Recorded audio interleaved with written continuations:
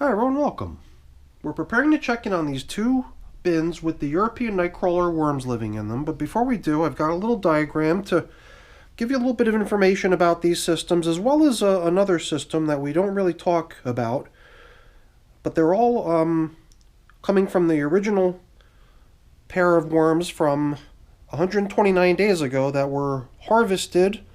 So basically, 129 days ago, I used my screen to sift out the material was in these two bins over here to separate the worms, to launch these two bins, which are represented all the way over here after 129 days in service.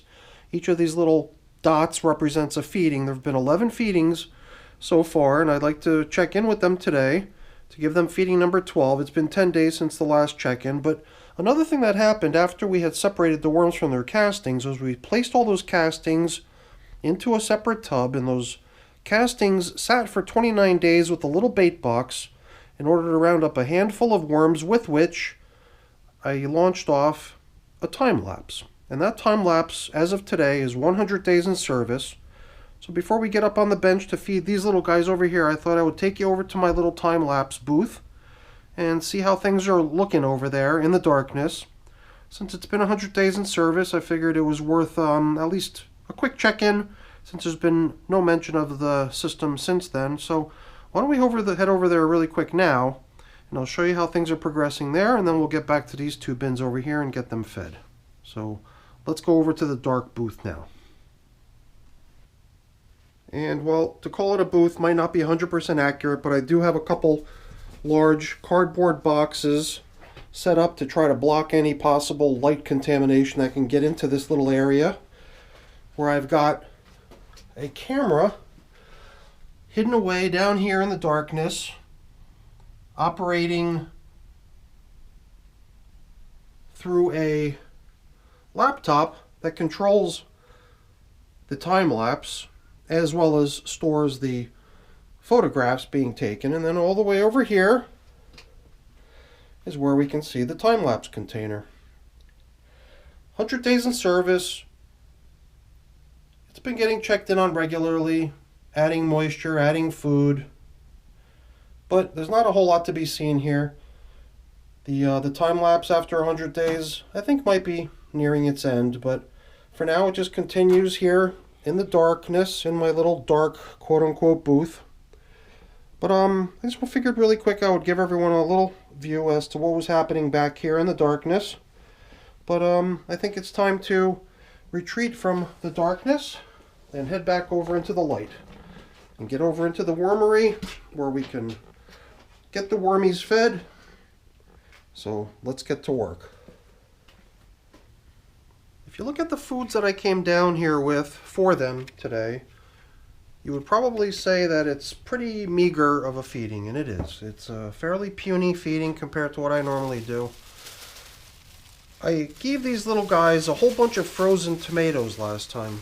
Tomatoes that were still a holdover from my garden. And I mean, we're in the middle of winter now, so when my garden was needing to get torn down in preparation for the first frost, this was back in the autumn time still, I collected up a whole bunch of tomatoes. Many of them ripened, but those that didn't ended up getting put aside to eventually be turned into worm food.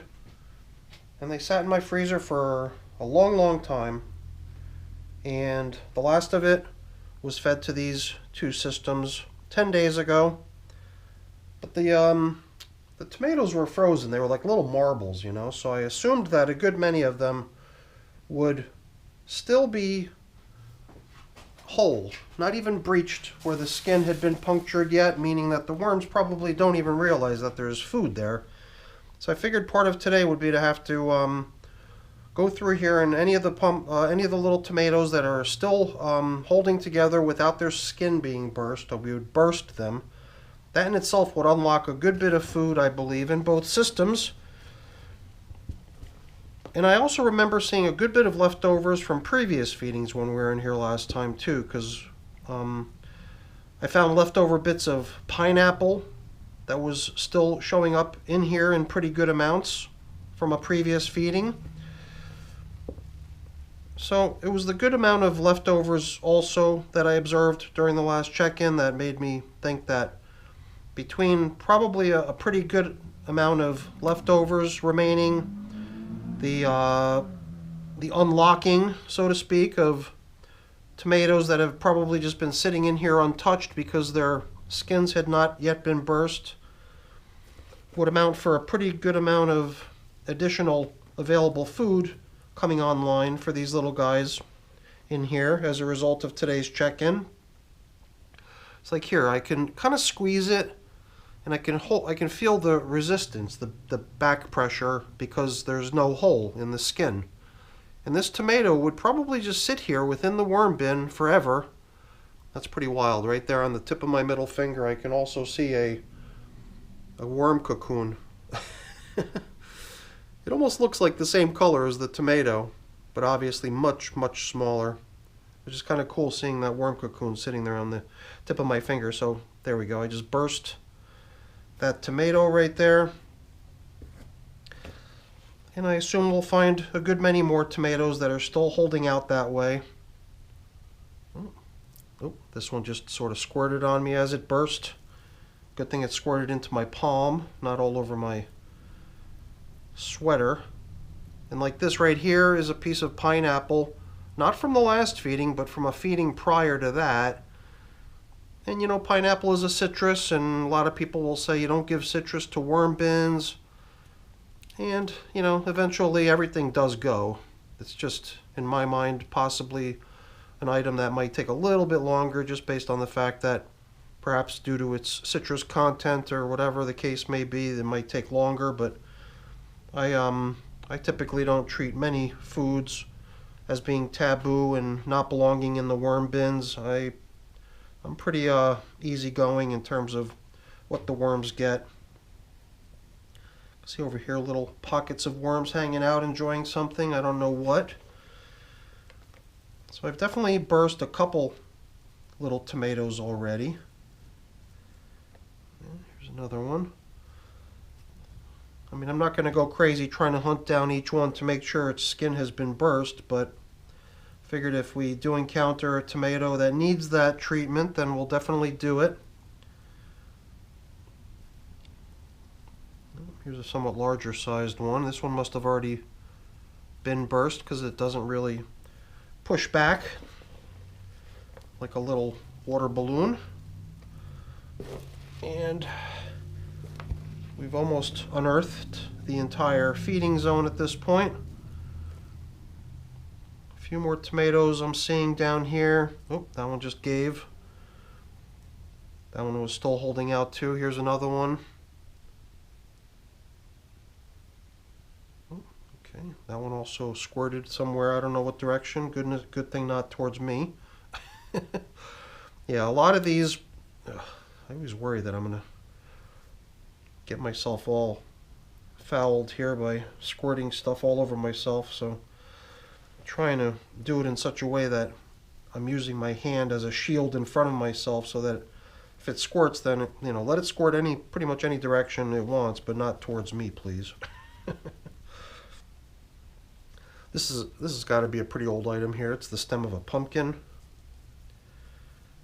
And various other things I'm bumping into here and there, but I think we've identified the majority of the things that we saw down here. I mean, this, I don't think I talked about it, but I was kind of squeezing it a little bit. It's one of those mango seeds. There it goes. Every time we've been coming in here, I've attempted to see if I can open it up so that the worms would be able to gain access to its insides, which is really where I believe the actual seed is. And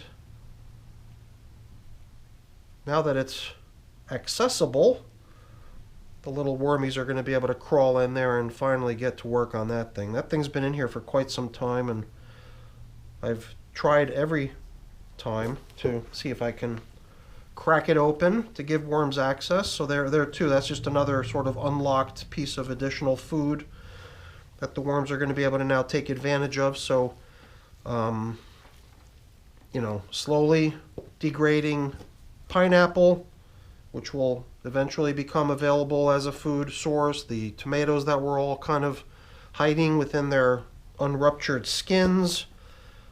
And now the mango seed having its yummy insides revealed and made accessible to the worms, I believe, in itself is already a nice increase to the amount of foods that are available to the worms over there in bin number 2. So over here in bin number 1, we should find very much the same stuff. And my assumption was that we would just give a similar treatment to both systems. Oh, jeez, I just catapulted some material across the bench over here. So here's some pineapple, and here was another smaller chunk of it, a piece of tomato, another tomato, one that needed to be burst. Now that we've kind of gone through the exploration and discovery process in bin number 2, I believe we can pick up the pace here a little bit. But in bin number 1, I'll typically try to go a little bit more slowly, at least up until the point in time that we encounter the compostable bag, which is something I want to be very delicate with and not affect its breakdown process. I'd really like to just sort of take a quick glimpse at how it's coming along, set it aside, and then when the time comes to reconstruct the feeding area, bring it back in, all the while doing my best to not put any additional tears or breaks into the material. And that's what I've got in my hand here. It's a little bit difficult to see because it's got a good number of castings and worms hanging out in it, and it's kind of shredded. And I don't want to tear at it or, do anything too out of the ordinary to further increase the breakdown process. With the tomatoes, with the mango seed, everything else, I was definitely doing things that actively attempt to help those things progress forward towards being broken down. But with a test item like a compostable bag, I'd prefer to just allow the worm bin activity to be the sole contributor to the object's breakdown versus me helping it along. And I do that sometimes with test objects, just to really get a sense of what a worm bin can do to a particular type of material or a particular object. So let's see if we can possibly help this mango seed over here. Oh, this one I think already has a opening in it. I can already feel the opening right here. You might be able to see the hole there. Even though there is a little bit of an opening in it, I'm not sure if I'm going to be able to tear it open. Yeah, there we go.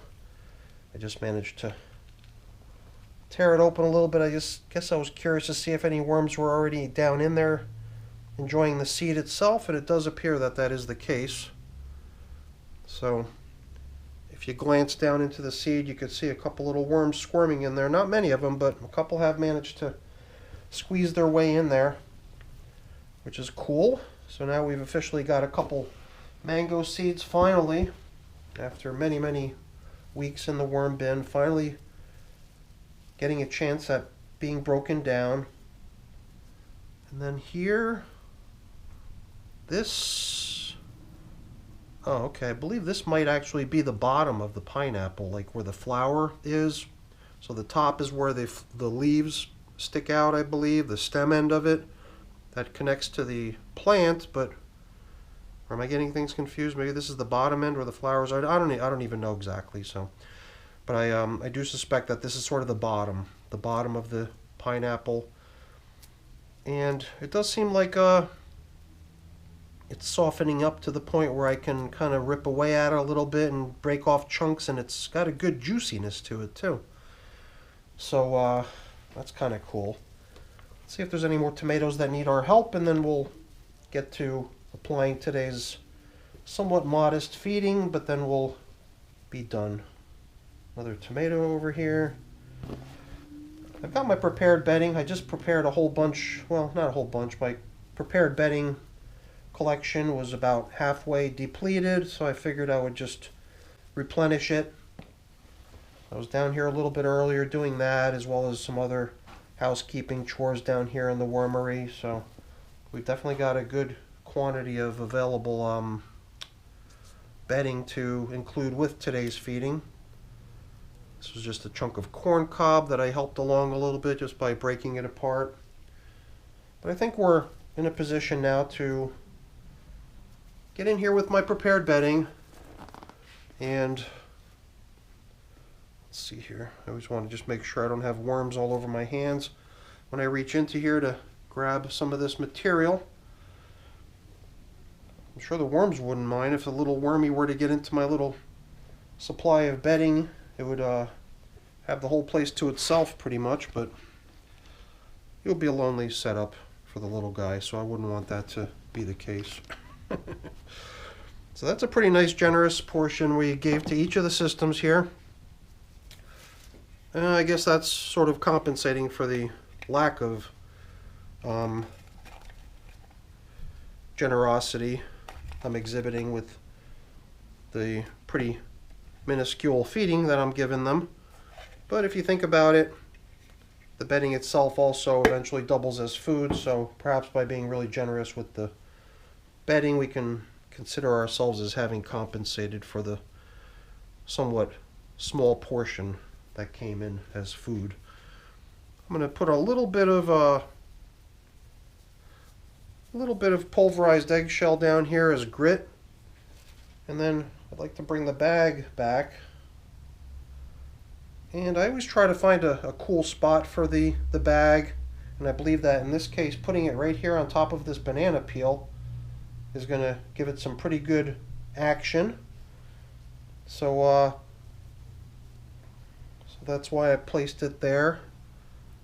And then we can start bringing back all of these old foods that we located. I thought some of these tomatoes too that we kind of helped along, sprinkle some of those out here on top of the compostable bag as well to see if they can possibly draw a little bit more worm action towards themselves and increase the breakdown process. Over here in bin number 2, I don't think we have to take as much care in reconstructing the feeding zone. Here we could be a little bit more willy-nilly and just bring things back any old way. And that's our feeding for today. So as I do sometimes, I'll cover up the feeding zone with material that we bring in from the outside, from the far edges, which we've not yet checked out. Kind of gives us a reason to also aerate and inspect the far reaches of the system and sort of combine material around. Things look really good, a little bit muddy, you know, you could tell just from the way it's all sticking to my gloves. But in a system that's this age, you know, 129 days is a fairly young bin still. So I'm quite content to have things a little bit more damp in systems like this, because it's just going to aid in the breakdown process and the comfort of the worms. So I think we're going to let it continue just the way we found it. I mean, the stuff we gave them just now, a little bit of orange peel, a little bit of banana peel, none of the stuff that we gave them now really brought with it a whole lot of moisture, that's for sure. But I don't think the system needs any sort of supplementary moisture added to it, because it has plenty on its own already. So that's pretty good. Sometimes when I check my systems and I find that they're perhaps a little bit drier than I would like, then I can always come in with my spray bottle and apply a little bit of extra moisture, or even, you know, make a selection of foods that I know are going to bring with them some juiciness and extra moisture. But I think what we're doing here with these systems is pretty much just what they need. Here's another chunk of the pineapple. Somehow ended up out here in the outskirts of the bin versus being down in the middle with the rest of the foods, which is just fine too.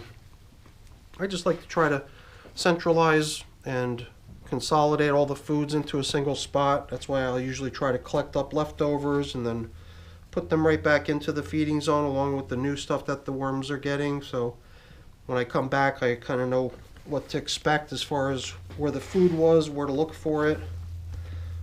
And then not only that, but if the food for whatever reason were to try to kind of heat up and become a little bit uncomfortable for the worms, they've got plenty of space on both outer edges of the systems to retreat to until such a time that the hot composting of the newly added food settles down and the worms can then approach it and dig in and enjoy the meal.